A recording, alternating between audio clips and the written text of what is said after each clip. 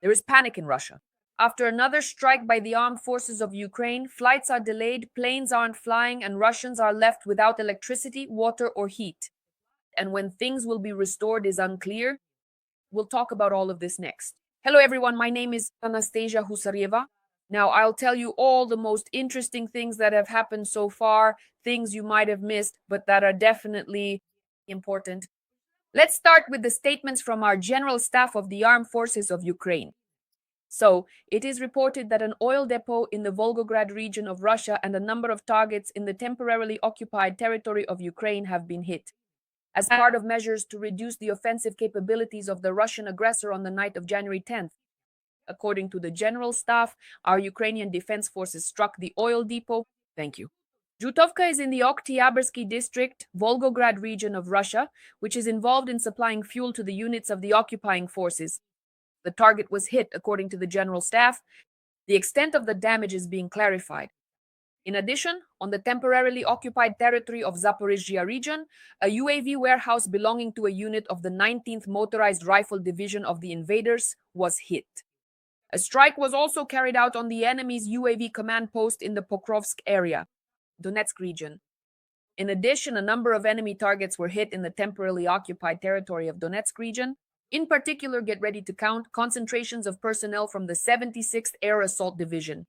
Kurakivka, the command and observation post of a unit from the tank battalion of the same division.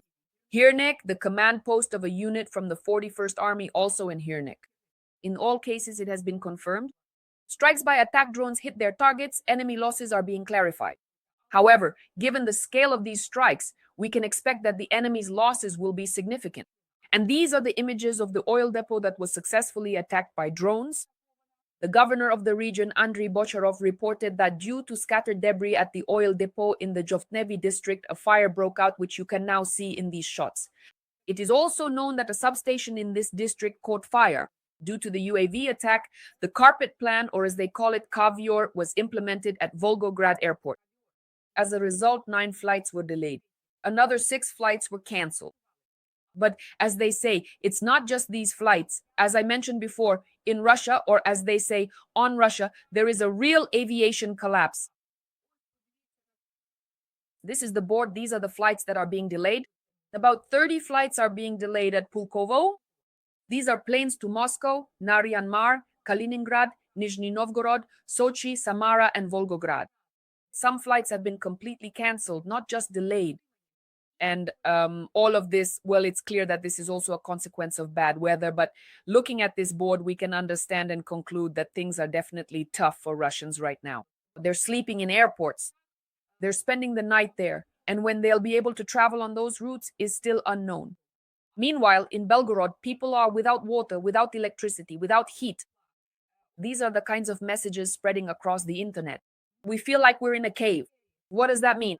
Is there no need to connect or start up the generator? When will it be necessary? When Ukrainian troops enter the city, or when a nuclear war starts in the world? In Belgorod and the suburbs, it's the second day after the strike. There's no water at the power station. Local residents are reporting this, and their comments have been collected by the Astra Telegram channel. Local media are also writing about it. The residents themselves, in numerous comments under the governor's posts on the social network VKontakte, are writing exactly what you see on your screens now. They write about the lack of water. Residents of the northern part of Belgorod, as well as suburban settlements, are reporting this. I'm from Belgorod. There's been no water for the second day. No water delivery. There isn't any. Everything has been bought out in magnet stores. Magnet is what they call their supermarkets. There is no information from the city water utility. Last night they gave us water, but only for a short time and with very low pressure. We only managed to get enough to wash up and flush the toilet. And to find drinking water, you have to either go outside the city or search in stores, says one of the residents of Belgorod in the comments. There are also other comments appearing. Rozumna, 54, Vereskova Street, 23 hours without clean water, an apartment building with individual heating, no electricity. The boilers are not heating the apartments. There is an industrial generator in the yard, but no one connected or started it because the emergency headquarters decided there was no need for it. Excuse me, have you completely lost your mind over there? There are a lot of children and elderly people in the apartment building who have basically been left without heating, electricity, and water for a whole day already. What does that mean? There's no need to connect it. And when will there be? When Ukrainian troops are in the city, or when a nuclear war starts in the world? You've kept the city in darkness for 3 months. 3 months, my friends. There are more and more accidents involving pedestrians because of the lack of street lighting in the city and its districts. This no longer looks like a difficult situation, but rather like saving money by any means possible for the needs of the war, or maybe just into someone's pockets. Give people light, give them heat, turn on the generators. Or did you buy and install them just so they could be display pieces? Writes one of the users in the comments under the governor's post.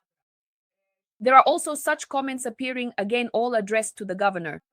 Tell me, please, where are your generators? We froze for almost a whole day in Krida with a child without heating. No connection or internet. Who will be held responsible for this? Will the state ever take responsibility for this? Why not at least offer people to move to heated hotels? Writes another local resident. The governor himself wanted to thank each of you for your endurance, patience, and understanding as we go through the challenges facing our Belgorod region due to the loss of electricity, heat, and water supply. We can say that such incidents will become more frequent for them. It seems to me that Russians are starting to suspect something. They're beginning to suspect that the money is going to the war, and that's why they're living so poorly. Maybe it's time to take to the streets and overthrow Putin's regime? Think about it. Well, and the Estonians are watching everything that we are doing, or rather what our armed forces of Ukraine are doing, and they're simply giving a standing ovation. Ukraine is striking targets in Russia more and more successfully. This is according to Estonian intelligence. The constantly increasing intensity and expanding geography of strikes by Ukrainian drones and missiles, the growing number of attack means, and the widening range of their types will undoubtedly become an increasingly serious problem for the Russian Federation. In the near future, this was emphasized by the head of the intelligence center of the Estonian Defense Forces, Ants Kivilsild. And as examples, he cites the past week. Ukrainian strikes on the missile and artillery arsenal of the Russian army in the Kostroma region and a military factory in the Lipetsk region. It's good that the Estonians have taken note of this, and the Russians should prepare themselves, because this won't be the end of it. Volodymyr Zelensky met with Aviation Khmara. He is the acting head of the Security Service of Ukraine. Aviation Khmara's report. It is important that our SBU combat operations are being carried out exactly as Ukraine needs, says the president. Next, I quote. Yevon reported that as for the details of the operations that have recently taken place, it is still too early to speak about them publicly, but the results we were counting on have been achieved. New operations have also been approved. In other words, the president essentially hinted that things will keep getting worse for the Russians. Meanwhile, the newly appointed head of the president's office and former head of the main intelligence directorate, Kirilo Budanov, held a meeting with the leadership of the general staff of the ground forces, the military law enforcement service, and the heads of law enforcement agencies. Next, I quote Budanov.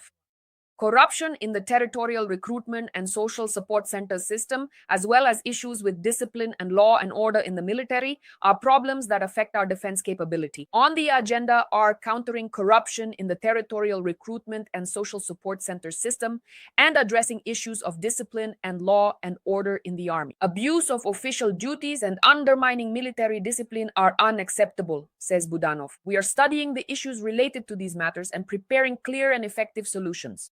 But we shouldn't let our guard down, even despite such successful strikes by our armed forces on Russian territory. And even though the Russians are preparing for the end of the world, considering all the events that are happening, but meanwhile, while we are striking Russia, they are creating new weapons. Russia has created new missiles and plans to test them during strikes on Ukraine. They are very dangerous for civilians, according to monitoring channels. The air-launched cruise missile KBDK Carrier 295 MS speed up to 900 kilometers per hour, range 3,000 kilometers, an analog of the KH-101. The main difference from the KH-101 missile is the modified guidance system and a flight altitude ranging from 30 to 70 meters above ground level. The hypersonic air-launched cruise missile KH-99 Carrier 2160M speed up to 6,600 kilometers per hour, range 5,500 kilometers. The hypersonic air-launched anti-ship missile KHMC Nosy is universal. It is suitable for all strategic bombers.